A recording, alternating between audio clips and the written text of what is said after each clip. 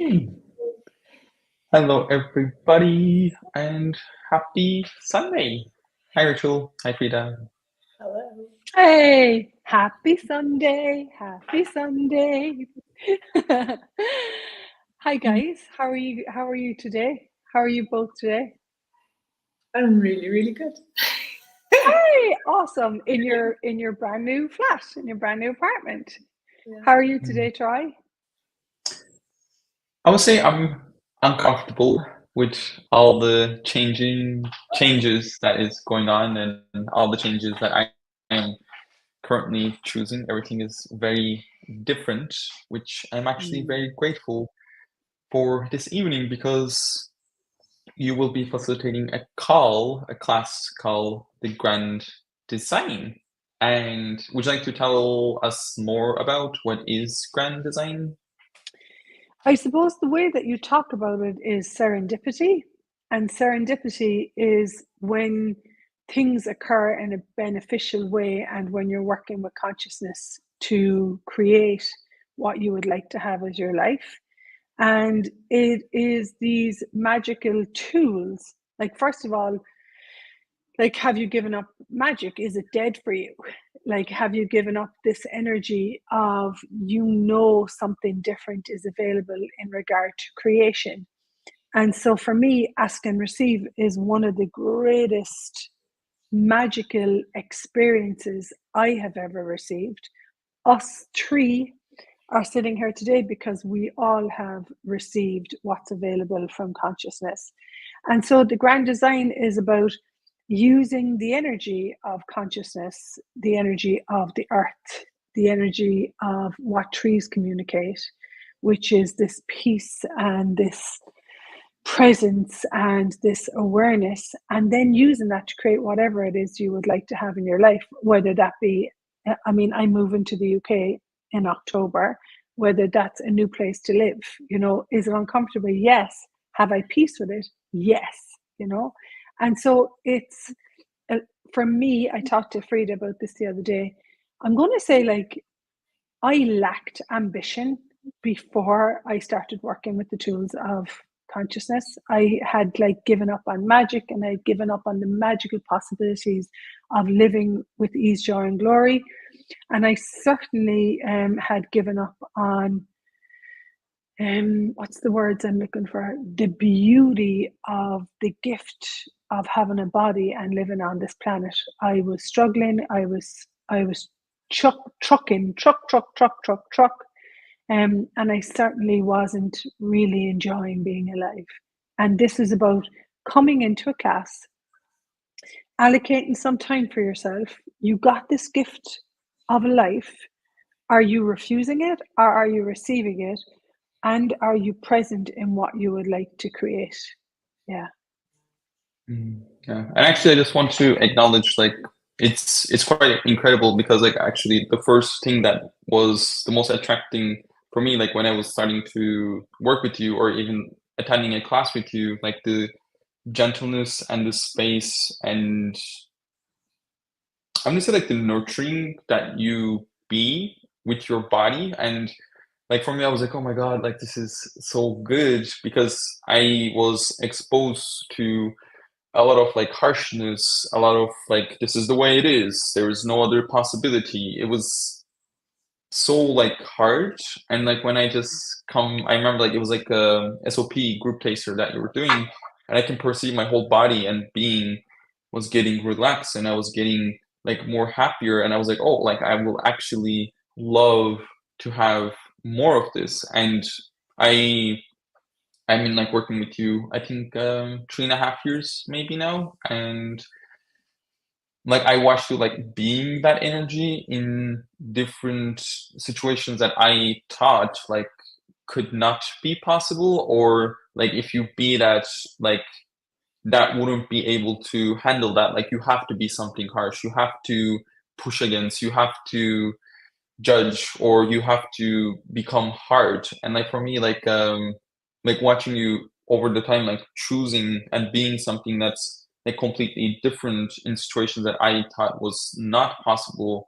Like it's just so it's such a beautiful invitation I get for all the people that are looking that and maybe know that is possible, but haven't seen like anybody else is choosing that. And I get like, for me, like that is the grand design of like us coming together, which Rachel will be starting the class like 5 hours from now, 6 p.m. Central European time, and like looking at what elements that you would like to have in your life, like with your relationships, with your job, with your financial reality, with your friends, with your families, if you have a lover, with your lovers, or if you're in a relationship, like what kind of relationships that you have, and like getting clear on that and the energetics of it, because it's not like a structure of, oh, like I want a guy that's blue eyes, 2 meters, have a Mercedes, and like earning 1 million every year. It is actually getting clear on the energetics of it, so you can actually like pull that into your life. And again, it's just such a beautiful time to, and like that's the name of it, the grand design, to design the futures that you would like to have, so universe can bring that to you with total ease. And I get this is the part that most people get stuck on. They get stuck on that, like, it's not going to just show up. You've actually got to choose it. And then the universe like will send you whispers, and it'll like following the energy. And this is where most of us are trying to figure out with our minds. And believe me, sometimes I can choose that too, but it doesn't ever work. Doesn't ever work. And so it's called following the energy, which is following the lightness of what you would like to have. Following the lightness of what you would like to have, and the willingness to allow yourself to have it. So there is a choosing and there is an action actually in it as well. And my point of view is it's probably too easy. It's not hard work. And this is where you're just following the like the crumbs with Hansel and Gretel, and you're just like eating the crumbs and eating the crumbs. And also, you said something beautiful. It's about being gentle to yourself. Like, I grew up with a lot of harshness, and sometimes that can come out in me too. And I'm totally vulnerable with myself around that. Now it's like, also, what I would like to say is, whether you think you're good, you're bad, you're ugly, you're beautiful, whatever, it's not relevant. You can have anything that you ask for. Like, there's no credentials for what you have to do, or what you're supposed to be, as in the right person and a good person to get what you would like to have. No, you can have what you ask for, and then you follow the energy, and you be grateful for yourself that you actually can ask. And this is the part, it's allowing yourself to have this. There's nothing wrong with you. Everything is available to you. The question is, are you willing to have it? Frida? Yeah, and for me, it's also about having the magic in all areas of your life. Yeah. Like, you might have more ease with people at the moment, but money is super hard. Or you have ease with your body, but sex is still super hard, And this class Oh is my about God, I totally know. Yeah. everything. And I'm super curious to look at that tonight. And I'm so grateful for what you said. A lot of us have abandoned that there is a greater possibility in certain areas. And I am going to say this too. One of the areas for me that I'd given up on was relationships, and beautiful sex. And that changed for me. And so if there's an area that's not changing too, as Frida said, it could be money, it could be relationship, it could be your work. Look at, even from this live, is that a personality? We're talking about personalities and access consciousness right now. A personality is where it's not right, it's not wrong. You may have limitations in place. You probably have a lot of limitations in place that don't allow you to have ease and choice in every area of your life. And so if I was being me, what could I choose? Oh, actually, there's a universe of energy available. I could actually choose to receive anything, but I'm not, because I'm defending this limitation of I'm wrong, or I'm right, or I'm good, or I'm bad, or I don't deserve this, or I'm not enough, or for me, I had a major personality of inadequacy. I didn't do enough. Blah, blah, blah. I'm pretty sure that we all know the story that I'm talking about. The I'm not enough syndrome. And so this is where you've got to be willing to let all those lies go that you've bought about yourself, or judgments that you've locked into your body, and actually allow yourself to have, and allow yourself to be, and allow yourself to know that there are magical availability. There are magical energies available. They are available. And for some of us, we abandon them, and then you can restore that again. Yeah. And the grand design is this magical journey of possibilities. My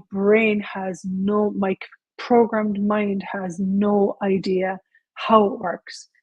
The being of my consciousness that's connected to the earth and to the beauty of the trees, and this wonderful energy that when I ask, what I ask for is gifted. The main part of the grand design is ask and you will receive. Yeah.